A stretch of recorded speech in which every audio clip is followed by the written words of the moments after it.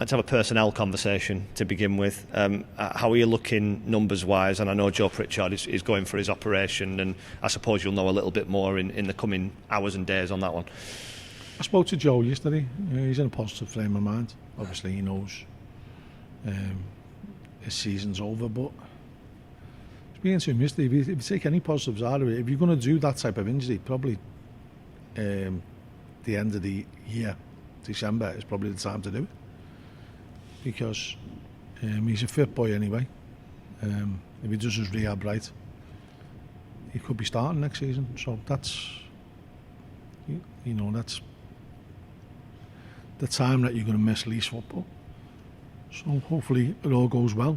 Wish him well. And I had a good conversation with him yesterday, and I just know Joe works his socks off to get fit and do what he does best, which is perform on a football pitch. I know the numbers of injuries are creeping back up again, kind of almost to a full 11 of absent players. Is there light at the end of the tunnel on any of those?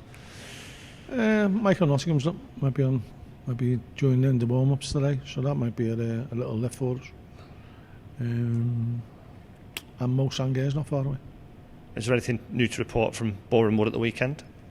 No, it's one of them rare occasions when we had a few bumps and bruises, but no, everyone who partook in the FA Cup on Saturday will be available Tuesday. You were obviously able to give the one player you've been able to sign so far his debut at the weekend in Aaron Pressley. How's the recruitment side of things going? You've literally just been on your phone in conversation about a player, I think, before we started recording this. Yeah, I mean, yeah. Everyone's up in the air at the moment, waiting for things to settle. I've got one or two irons in the fire that I can possibly explore this morning, so we'll see. Is it one of those where everyone's looking for someone and you have to wait for someone to bring that player in, and then maybe someone will become available and it goes in a chain? Yeah, I think, I like to get my business done early rather than late. I don't want to be waiting until the last day of the window. Sometimes that's out of your hands because other people want to do their business late. And it's no point settling for somebody else because you can get them earlier. So we'll see. Is that something that, I know you mentioned about the recruitment maybe in the last 12 months and bringing players in for the under-23s and things like that. Is that something you've learned, that you might be better leaving it till the right one is available? Well, yeah. I mean, you're always learning, aren't you, in this game? And you don't get everything right. And I didn't have a good window last year in the summer. I didn't get the players I wanted. And then players who have signed haven't played enough for various reasons. So that's something that I've got to be mindful of next season. Do you look at what happens elsewhere? Do you pay attention to what other clubs are doing and think X have got him and Y have got him, or does that tend to lead to you feeling slightly less happy about your own recruitment if you haven't got the ones that you want? Coveting other people's goods. It's hard enough as it is looking at yourself, to be honest. Like, you're there, but players going left, right and centre. And we can just focus on what we can afford and try and get the right type of player for our club. Let's concentrate on the upcoming fixture then. I know you've been an advocate of the trophy and the potential success it can bring you financially and in terms of winning something for the club. To have got as far as Accrington have got in this competition and got to the last 8, do you take satisfaction from that, or is that a means to an end to try and go all the way and win it? Who got knocked out in the last 8 last year? No one remembers them, did he? It's all or nothing, isn't it? You'd either win it or you get to Wembley, which is the next best thing, or you don't. And there's no nearlies in cup games anyway. And we've got to do our best to try and get a performance out of the players. Tough game on Saturday. We'll rally them again today, and hopefully we'll come up with a solution to the problems that Lincoln are going to pose. I remember when you played Salford a few years ago at this stage in this competition, you were pretty fed up at the way you went out and the defeat that you suffered. Players obviously change. There'll be a few that were involved then that could be involved now. Do you learn from that experience? Do they learn from that experience? Can you draw something from that disappointment of being knocked out in the last 8 before? Well, some of the players have felt it. I think you just learn from your mistakes in the past, but you can't influence what you do. Every game poses its different problems. Every game, hinges on a little bit of luck here and there, a little bit of good play. I mean, I went to Man City and Chelsea yesterday, and Chelsea get much maligned at the moment. I listened to the radio afterwards, and people just jump on bandwagons and want to have a go at people and pull people apart very negatively. And yet, if you were at that game and you had, I'd like to think I've got some football knowledge I've been doing a long time. There was nothing in the game till the free kick. Two teams who would cancel each other out. Chelsea's game plan was working fine, and then Mahrez puts one on the top corner. And sometimes you just can't legislate for that. There's nothing you can do about it. As much as debated whether it was a free kick in the first place. And the impact that goals have in games is brutal, especially when you're low on confidence and you go behind. And you need a little bit of luck in football, but you need hard work as well. And when you're going through what you perceive as hell, the best way out of it is to keep going. You don't stop. You don't stand still in hell. You burn, don't you? So you've got to get out the other side. And that comes down to hard work. A trip to Lincoln in the league not that long ago was a little bit of a turning point. I think you talked about the performance levels and the sort of physical output of your players. Is that the fundamental basis of what you need to achieve anything in any game?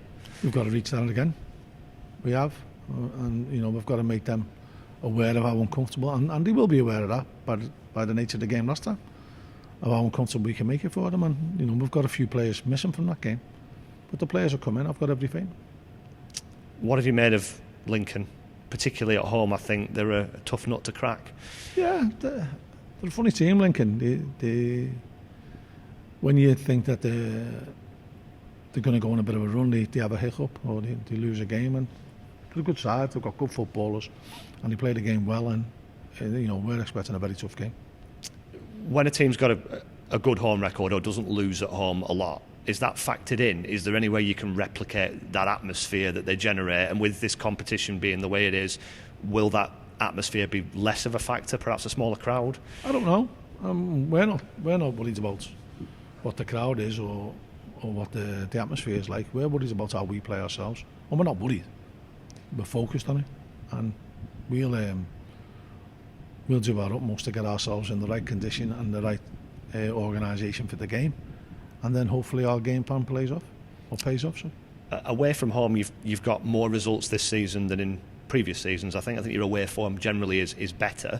Is that something that you've consciously looked at? Is there any explanation for why that is? No, not at all. We prepare the same for every game. It's just coincidence. And as far as this competition is concerned, you've kind of always been quite open about wanting Accrington to go to Wembley and wanting to win this competition. Can you change that now? Sometimes people will say, we don't want to talk about the final, we don't want to talk about Wembley, but you've set your stall out from the first group game, didn't you? That's a load of nonsense, Dan. What was it, Martin Luther King was a keep your eye on the prize? You've got to. And, when we got promoted, each time we've got promoted, we spoke about it every day. All this don't mention the P word and all that. It's a load of nonsense. If you've got a goal, keep that very much in your thoughts, keep that very much in your eye line, and that's what you're striving towards. And when you get it, it feels so much more rewarding because you set your stall out. Forget us getting to Wembley and us wanting to win this cup. Forget all that. I just don't see how this competition gets maligned the way it does. For the lower teams, it can give you a few bob to play with if you're successful in it. It can give you a chance to blood younger players. It can give you the chance to watch players who are coming out of the 23s of the bigger clubs. I just think it's a win-win-win-win-win cup competition. But too many managers have been blindsided by the fact that there's too much football. It's a load of rubbish. Playing too much football, too much demands, too much physical demands on the players. A load of nonsense. You know, do these players who get rested in these games, do they not train? You know, it staggers me. It staggers me how we've been kidded about rotation. Rotation is just a cheap way of trying to keep your players happy, in my opinion. Getting too many players in and you don't know where to fit them in, so you rotate them. It's a load of nonsense. How many games did Messi get rotated for? How many games did Ronaldo get rotated for? It's a joke.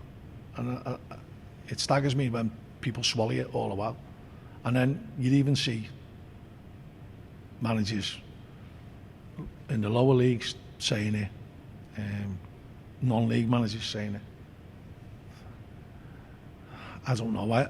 Maybe I was brought up at an age where you love playing football, and I don't know any player who prefer to train than play. And if they do, they shouldn't be playing for you. What would you say if somebody said science suggested that red zones and players need to rest? Do you disregard that? Do you go with your own gut? Do you go with what the players say? You go with your own eyes, and if a player's tired and you think he needs a rest, you give him a rest. You don't rotate him because you're scared to upset someone because he hasn't played. I'm all for embracing new technology. I'm all for anything that you can do to give you an edge. But not playing your best players and making an excuse for it just doesn't stack up to me. I was going to ask you a question about team selection, but I think you've made yourself pretty clear on that one. With all the injuries, obviously, it's a hypothetical, but would it be nice to have more options, or in a strange way? Well, no, in the past we have give players a game in this, and that's what the competition's designed to do. It's protected in the fact that you've got to have so many players playing, so it doesn't become, a youth team game, which is good. But it gives you opportunities that you possibly otherwise wouldn't get, and for the life of me, I don't see why people complain about it.